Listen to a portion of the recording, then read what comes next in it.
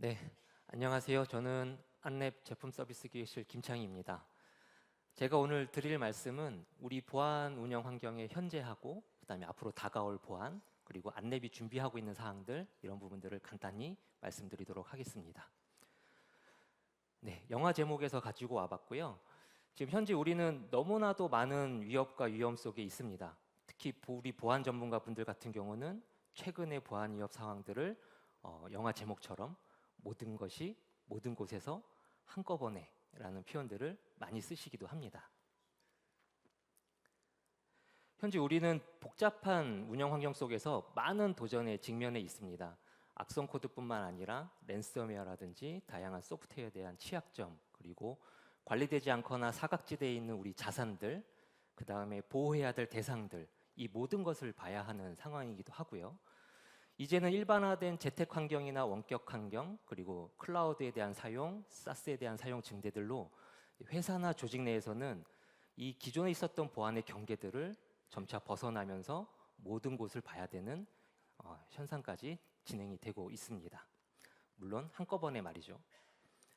그러다 보니 실제로 글로벌 리서치 기관의 자료를 보면 글로벌 사이버 보안 전문가 분들도 75%는 오늘날의 위협 환경이 지난 5년 동안 가장 어려웠다고 말을 하고 있습니다.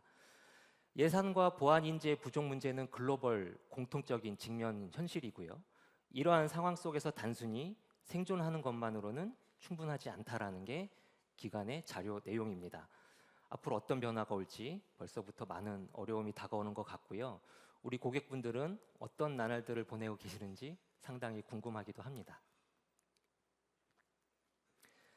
다양한 조사기관 또는 발표 내용, 글로벌한 내용들을 모두 종합을 해봤을 때 앞으로의 보안 환경을 보면 크게 한 4가지 정도로 모아볼 수 있을 것 같습니다. 하나하나 이제 말씀드려 보면은요. 첫 번째로는 앞에 키노트 세션에서도 얘기된 것처럼 AI에 대한 내용입니다.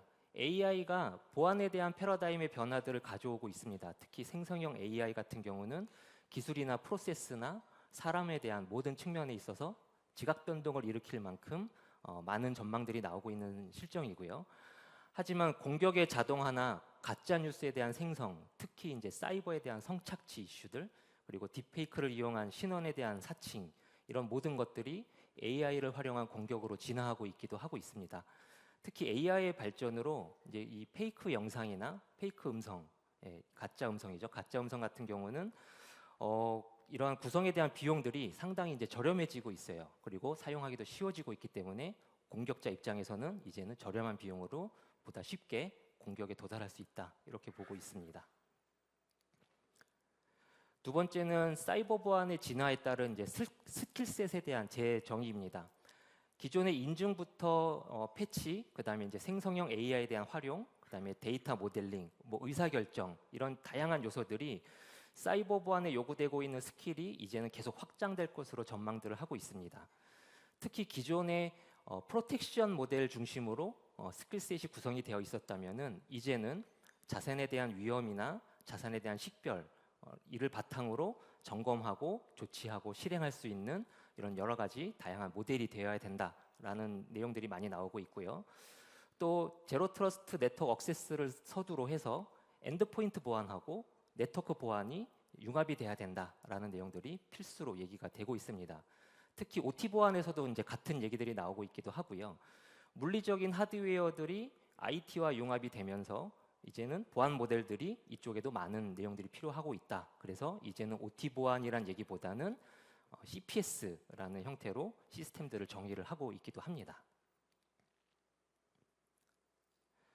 세 번째는요, 클라우드와 오픈소스에 대한 활용 증가로 인한 오너십에 대한 변화 내용입니다.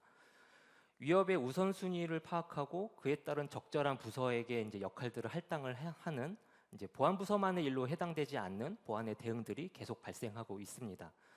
특히 이제 사스 또는 원격 근무 이런 활성화들로 인해서 공격의 표면들이 계속 확장되고 있기도 하고요. 이미 도입한 다양한 솔루션들이 있기 때문에 이에 대한 상호작용들이 분명히 필요하다 이렇게 보고 있습니다. 또한 이제 클라우드로 인한 클라우드에서 단순히 가상 머신을 넘어서 이제는 네이티브에 대한 활용들이 증가하고 있으면서 네이티브에 대한 보안들도 계속 화두로 나오고 있기도 하고요.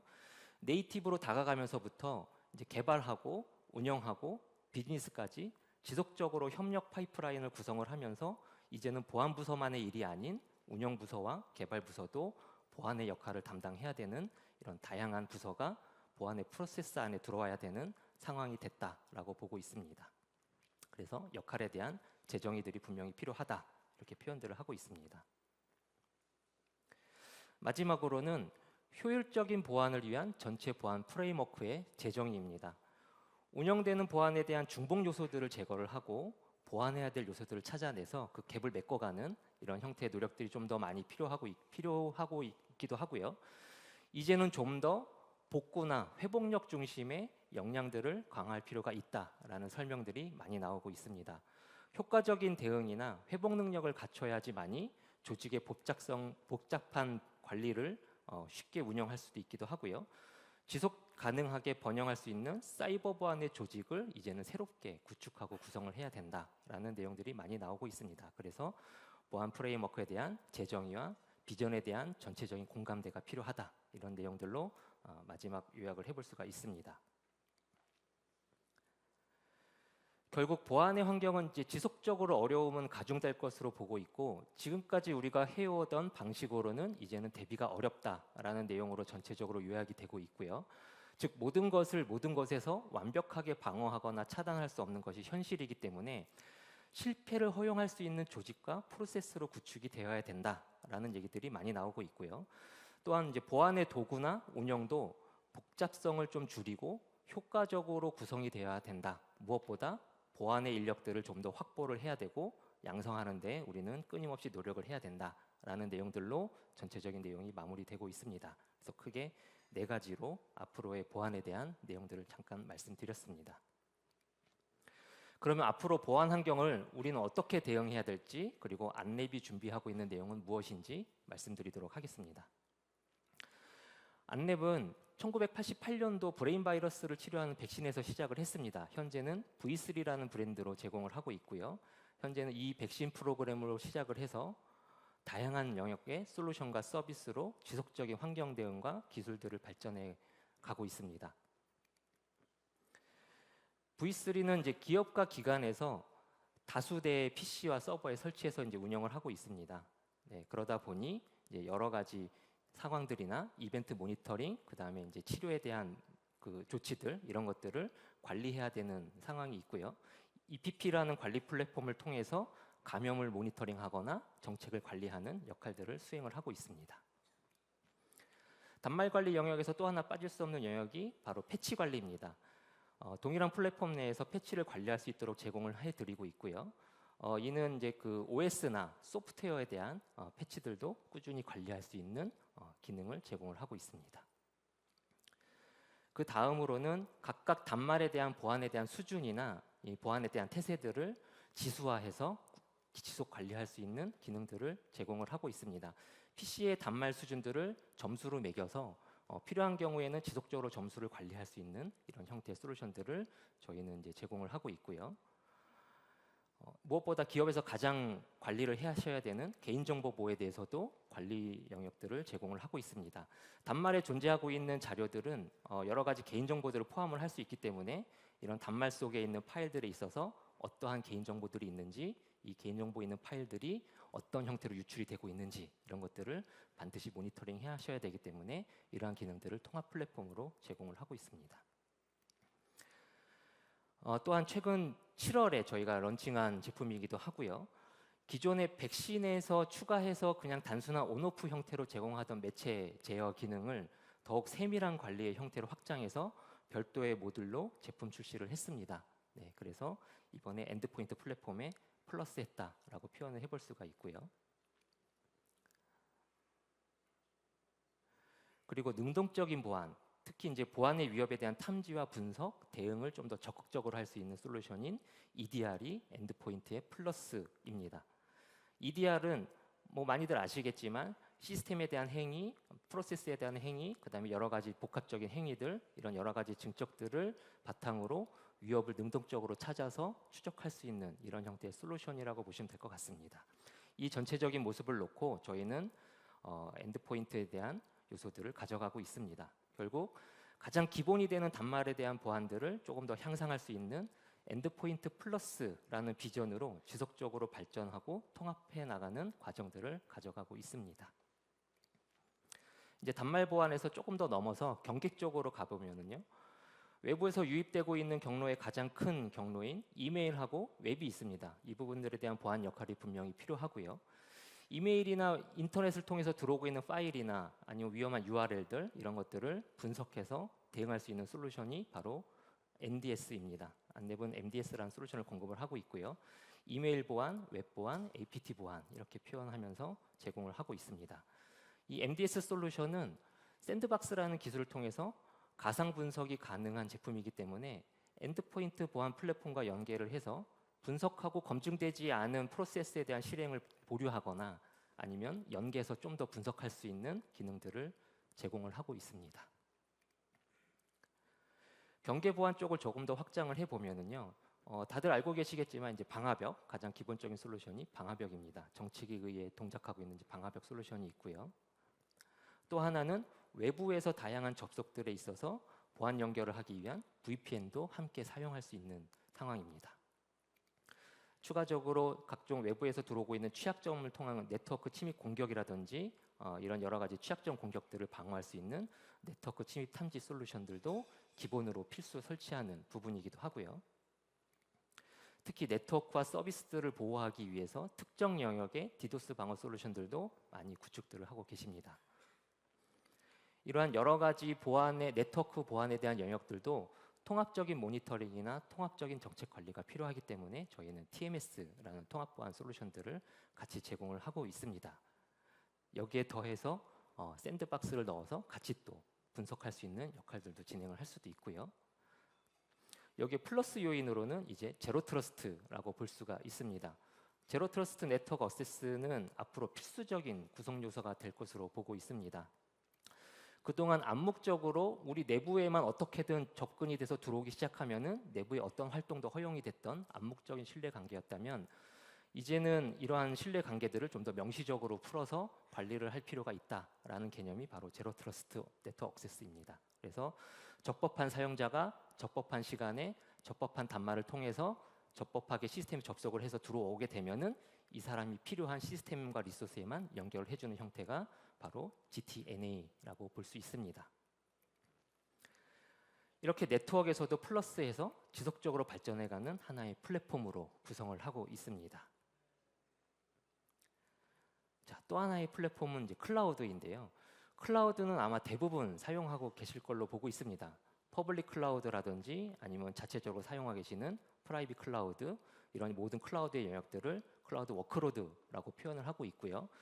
즉 역할 단위의 가상 서버에 대한 보안들도 백신이라든지 아니면 호스트 기반의 IPS, 어플리케이션 컨트롤, 무결성 모니터링 이러한 기능 요소들이 필요하기 때문에 구성을 하고 있습니다. 전체적인 통합 관리는 이제 CPP라는 플랫폼으로 진행을 하고 있고요. 특히 최근에는 가상 서버보다 비용적으로 조금 더 효율성이 입증되고 있는 컨테이너에 대한 활용들이 좀 더 확대되고 있습니다. 저희도 이러한 클라우드 보안 플랫폼인 CPP에 컨테이너 보안을 플러스해서 기존의 물리 서버나 가상 서버 여기에 플러스해서 컨테이너까지 보안 관리를 통합할 수 있는 보안 운영 관리의 CPP로 제공을 하고 있습니다. 네. 여기에 더해서 네트워크 클라우드 환경에 최적화된 가상 방화벽이나 가상 IPS들도 함께 공급을 하고 있습니다. 전체적으로 클라우드 보안의 플랫폼들을 클라우드 플러스라는 플랫폼으로 지속 함께 발전시켜 나가고 있습니다. 네, 다음은 이제 서비스 영역인데요. 서비스에 대한 영역들은 저희 제품을 잘 활용할 수 있게 도움드리고 있는 프로페셔널 서비스라든지 아니면 포렌식 서비스, 그다음에 보안 관제 서비스가 가장 기본이 되는 서비스입니다. 이제 여기에 이제 저희가 더해서 이제는 EDR에 대해서 전문가에 대한 관제 서비스들 이런 것들을 MDR을 통해서 경계 보안 쪽에 있던 보안 관제의 중심들을 이제는 단말의 영역들도 포함해 가면서 진행을 해보고 있습니다. 또 하나는 이제 어택 서피스 매니지먼트라고 해서 공격 표면에 대한 보안 관리를 하는 형태의 서비스들도 저희는 이제 준비를 하고 있고요. 추가적으로 모의 침투 테스트라고 할 수 있는 펜테스트 서비스들도 함께 준비를 진행을 하고 있습니다. 이 부분들은 곧 출시하면서 설명을 드릴 수 있지 않을까 싶습니다. 전체적으로 이렇게 기존의 보안 서비스 영역들을 베이스로 해서 서비스들도 하나하나의 추가 요소들을 가져가면서 플랫폼으로 지속 개선을 진행을 하고 있습니다. 이렇게 다양한 영역과 또 플랫폼들 그리고 솔루션들을 운영을 하려면 운영에 대한 복잡성은 증가할 수밖에 없고 보안에 대한 사일로들도 존재할 수밖에 없습니다. 이를 해결하기 위해서 이제 XDR 솔루션이 나오기 시작을 했고요. 다양한 이기종 보안 로그들과 이벤트들을 연관 분석해서 리스크를 식별을 하고요. 리스크에 대한 이제 조치 우선순위와 조치 가이드 또는 자동 대응 이런 것들을 통해서 종합적으로 보안 운영에 효율성을 줄 수 있는 솔루션이 바로 XDR이다라고 보시면 될 것 같습니다. 저희는 이러한 XDR을 보안의 최상위 플랫폼으로 구성을 해서 위협 인텔리전스랑 보안 오케스트레이션과 함께 자동화를 하면서 커넥트라는 플랫폼으로 지속 플러스해 나가려고 하고 있습니다. 그래서 전체적인 모습으로는 단말부터 클라우드, 네트워크, 그다음에 보안 서비스, 최상단의 XDR까지 우리는 이제 폭넓은 기술과 솔루션으로 지속 발전해 나가고 있습니다. 또한 모든 솔루션들은 안랩의 AI에 대한 보안에 대한 성능과 그리고 보안에 대한 운영들을 지속적으로 업그레이드해 가고 있습니다. 기존의 AI는 보안에 대한 탐지 영역의 중심이었다면 이제는 보안의 운영 쪽으로 많이 옮겨가고 있기도 하고요. 이러한 다양한 AI 요소를 통해서 운영에 대한 효율성들을 더욱더 드리도록 하겠습니다.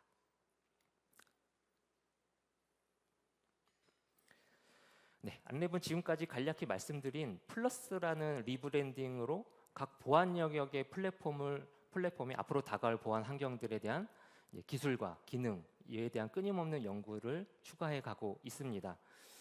이러한 내용들은 오후에 세션에서 이제 상세히 확인해 보실 수도 있고요. 부스에서 직접 보시면서 현장이나 현업에서 고민하시던 부분들의 답을 조금이라도 찾을 수 있지 않을까 생각이 됩니다. 네, 준비한 자료는 여기까지고요. 이상 발표 마치도록 하겠습니다. 감사합니다.